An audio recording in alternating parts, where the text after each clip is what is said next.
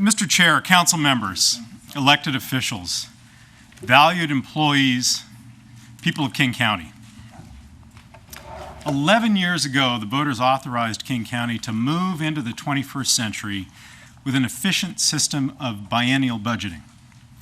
Today, I present to you our first full biennial budget.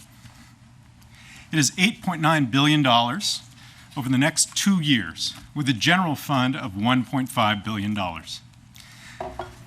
I can see the headline now: Constantine doubles county budget. I've previously described the process of writing a budget as a matter of arithmetic, and this budget certainly obeys the rules of math. Over the past 4 budgets, we have preserved crucial public services through combined efficiencies of $111 million in the general fund alone. This budget creates $35 million in new efficiencies and cost reductions. But let's be honest, the numbers are challenging. And so in places, this is an austere budget with unavoidable cuts in the general fund, roads, public health, and public transit. And while I would love to brag to my counterparts in the other Washington for proposing my 5th straight balanced budget, the truth is, as county executive, I'm prohibited from proposing any other kind. County expenses cannot exceed county receipts.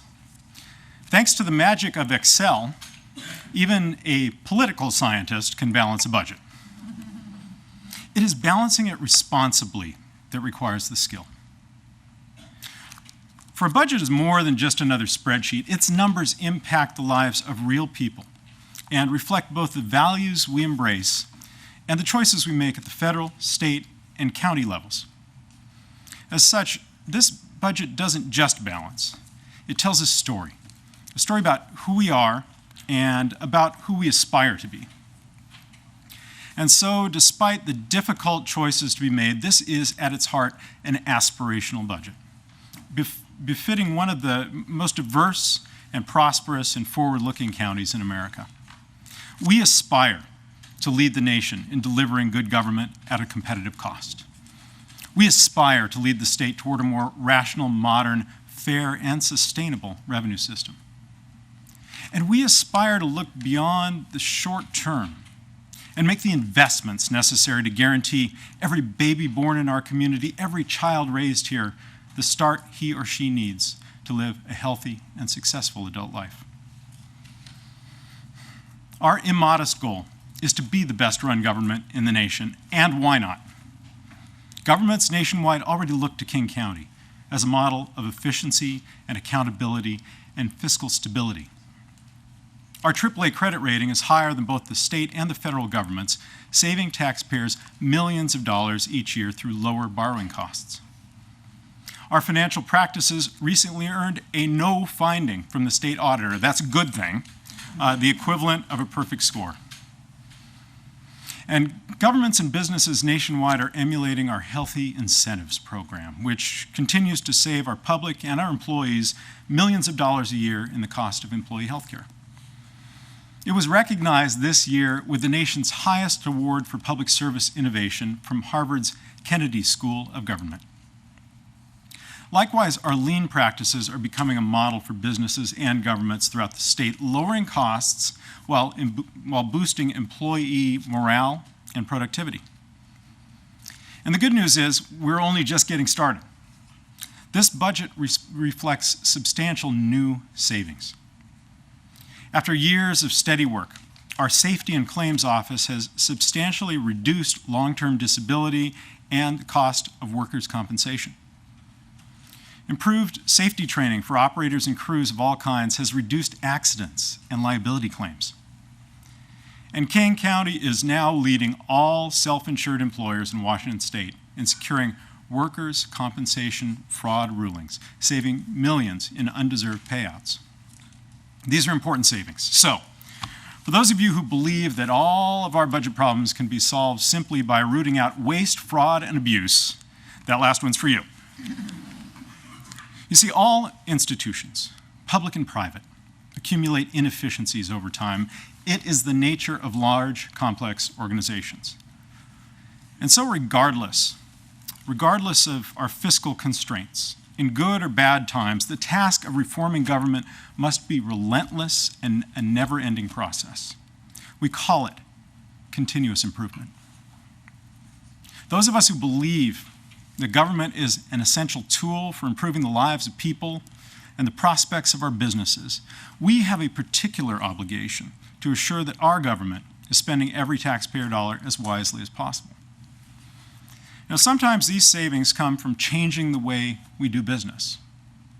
And sometimes they come from making new investments up front that more than pay for themselves over time.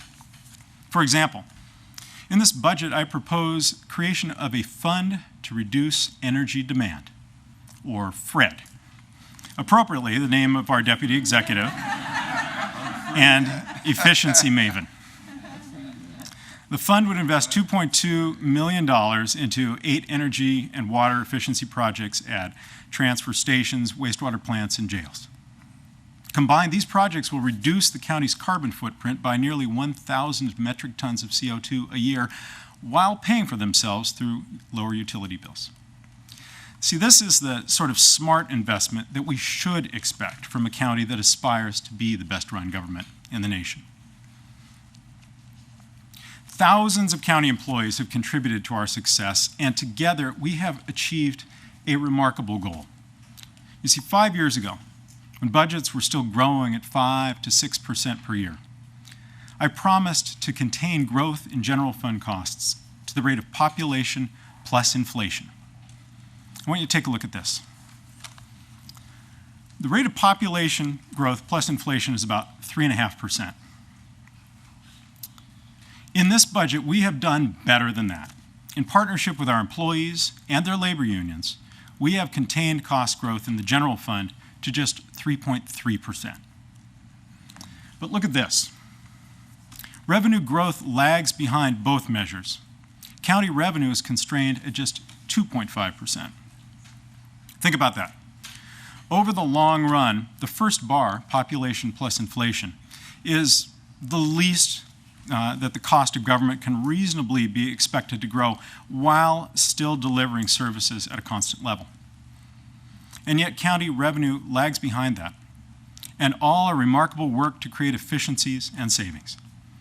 That is a textbook illustration of a structural deficit. Over 10 years, the cumulative loss to King County is $393 million. That represents services the people of King County need but won't receive, now and in the future, because of our state tax system. This ever-widening gap is not the result of profligate spending. It is the result of antiquated and profoundly broken tax system that is mathematically incapable of generating the minimum revenue necessary to sustain public services. You see, every government in Washington state is burdened with a 1930s tax system that was designed for an economy that no longer exists. We are the most sales tax dependent state in the nation. And yet the sale of goods as a percentage of our overall economy has been shrinking for more than 60 years. Just 20 years ago, about 50% of every dollar of personal income in King County was spent on items subject to the sales tax. Today, that number hovers at only 37%. As our population and our incomes grow, our sales tax revenue lags further and further behind. That is math. It is indisputable.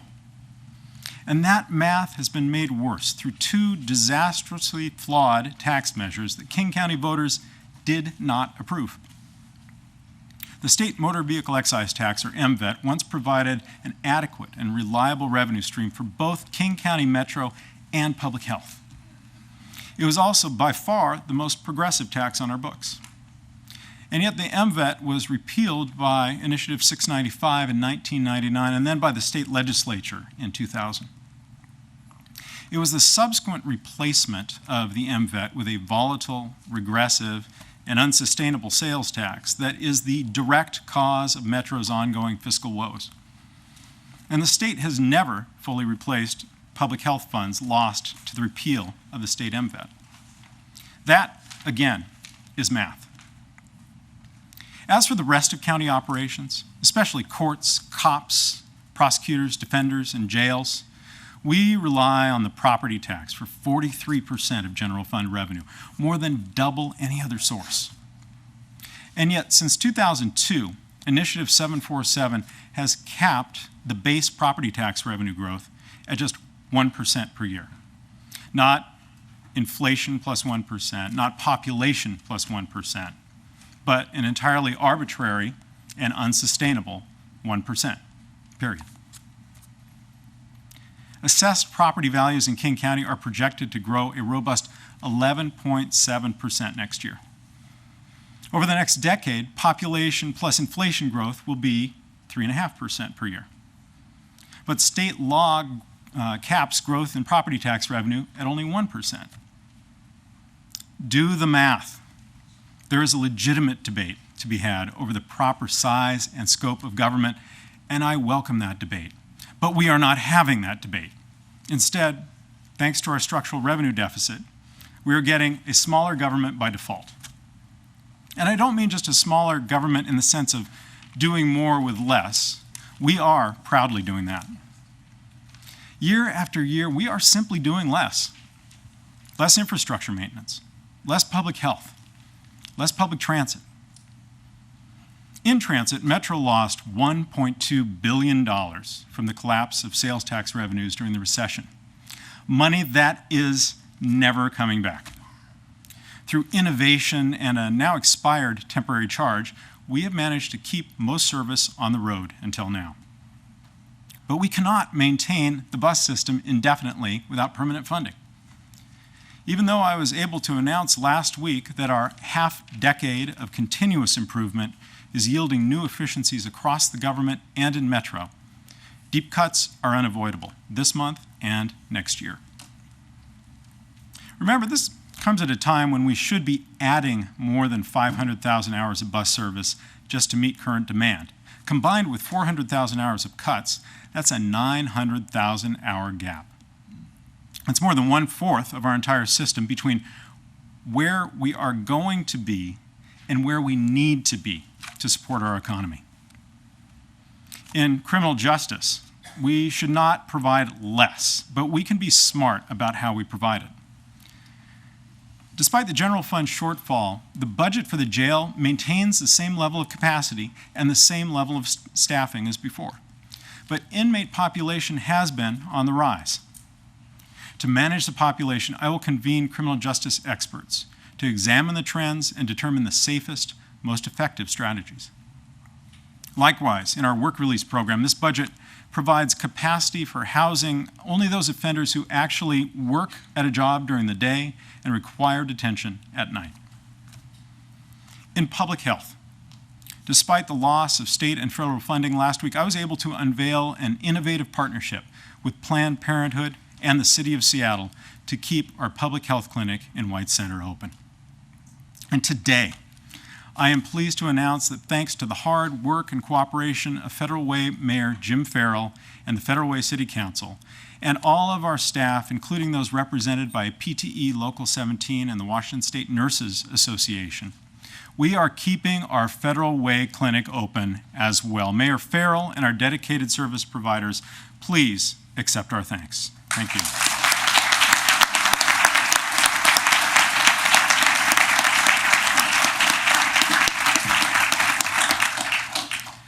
I will keep working after today with our cities like Auburn and community stakeholders everywhere in the region to develop similar partnerships. But at this time, we have no alternative to closing 2 of our 10 public health clinics on January 1st, while reducing service at several others.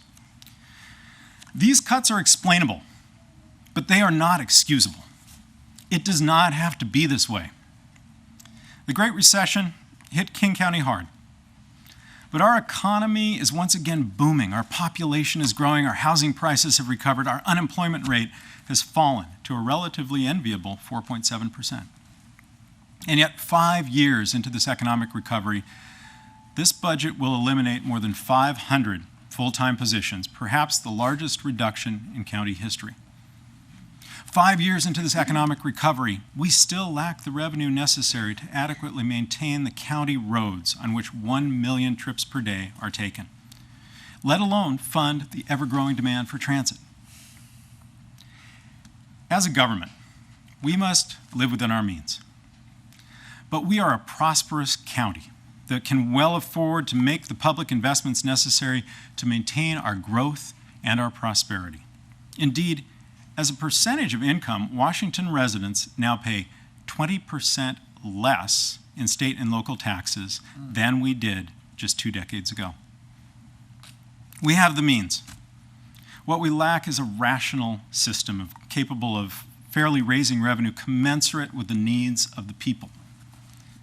And when I first came into office, when budgets were still growing at 5 to 6% per year, it was fair to demand that this government control costs. I ran on that. We have done that. Now it's Olympia's turn. It's their turn to provide us the revenue authority necessary to fund the things the people created government to provide. We need our legislators to end the gridlock and pass a state transportation package that allows the county to fully fund Metro and to maintain our roads. We need our legislators to gather the courage and the common sense to repeal I-747's arbitrary 1% limit and replace it with something more rational. Population plus inflation might be a start. I'm only one county executive. I can't force legislators to act. But this office can serve as a bully pulpit to force the conversation. And I take this opportunity to urge the mayors of all of our cities to raise their voices with me. We're not asking the state for a handout, quite the opposite. King County exports more than $2 billion in net tax revenue to the rest of the state every year. So the message to Olympia must be clear. The central Puget Sound region is the engine that drives the state economy and fills the state coffers. Just allow us to take care of the needs of our residents, and the resulting prosperity will take care of yours. Well, many of the fiscal challenges we've addressed in the past or will face in the future are certainly beyond our control. Few of them have been unforeseen. Our current crises in funding of public health and for Metro have come to a head only after years of aggressive cost reductions, one-time fixes. But these crises have been looming for a long time. Impending crises stemming from unfunded mandates in mental health and in state-imposed pension contributions are just as predictable. And while we continue to defer maintenance on our deteriorating roads and this aging courthouse, those bills also will one day come due. We've responded to these crises with more than just cuts. We have embraced innovation. We are on sounder financial footing for it. But perpetual crisis prevents us from pursuing the sort of sound investments we need to make now to fend off future crises years and decades down the road. For example, 73% of general fund spending goes to justice and safety. So if we are truly to rein in the costs over the long run, then the bulk of the savings must, obviously, come from our sheriff and our courtrooms, our attorneys, and our jails. And the most efficient and the most morally defensible method of shaving costs from criminal justice and other services is ultimately to reduce demand.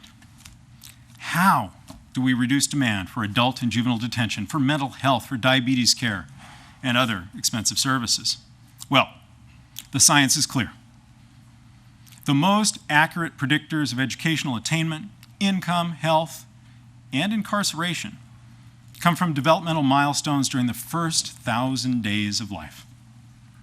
Thus, the most efficient means of investing in King County's future is to invest in our county's youngest residents.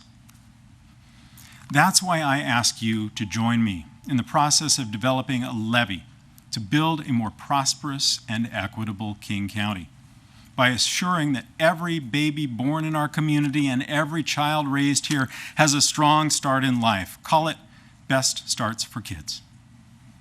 Prevention is the key.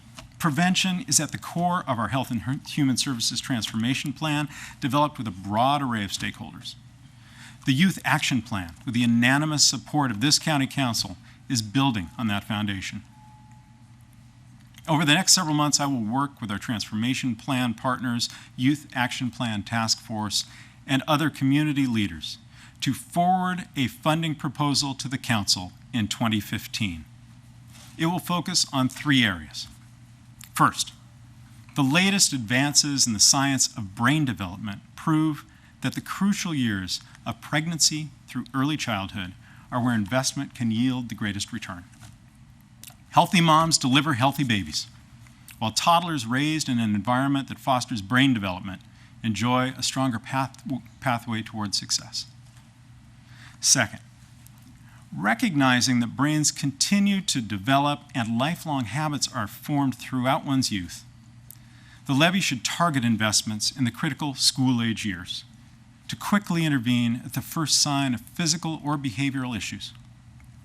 Early intervention is the most effective form of intervention and the least costly. Third, for children to be healthy and succeed, the communities in which they are raised must also be healthy. The place-based strategy of our transformation plan has garnered support from leading local and national foundations to improve health, social, economic, and racial equity in King County.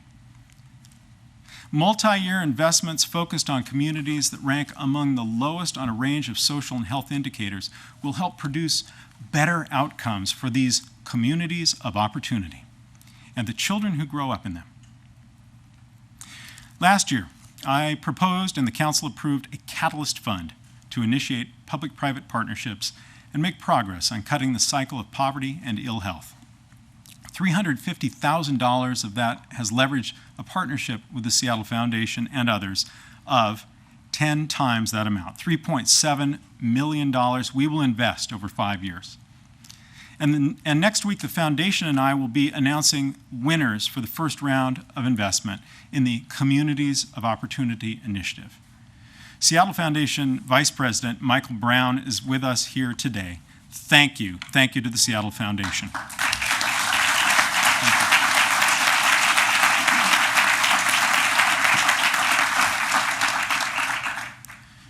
These 3 areas of healthy child investment: prenatal and early childhood prevention, school-age intervention, and communities of opportunity, won't come free. But the payoff is huge. For while the moral argument for investing in our children is an easy one, the fiscal argument is just as compelling. The vast majority of King County's investment in health and human services is currently focused on costly adult interventions, providing treatment and support and rehabilitation long after health and behavior have hardened. Jail is the costliest and the least effective intervention of all. Over time, these investments will rebalance our portfolio away from costly adult intervention and toward far less expensive prevention of problems that first arise in childhood, creating the best starts for kids. This is how we save lives and balance our budgets in the future. Our promise has always been to transform King County into the best-run government in America. But merely running government well isn't good enough if we're not providing the government services people need. I believe we can do both. The same boundless energy and determination with which we are transforming the way in which we operate government can be harnessed to transform the way we fund it. And the same remarkable success we've had in tackling our short-term problems is all the proof I need that we are willing and able to wisely invest in our future. Balancing a budget is simple arithmetic. The challenge is to look beyond the numbers on a spreadsheet, to envision the innovative, inclusive, and prosperous King County we all want. I look forward to working together with you to meet that challenge. Thank you.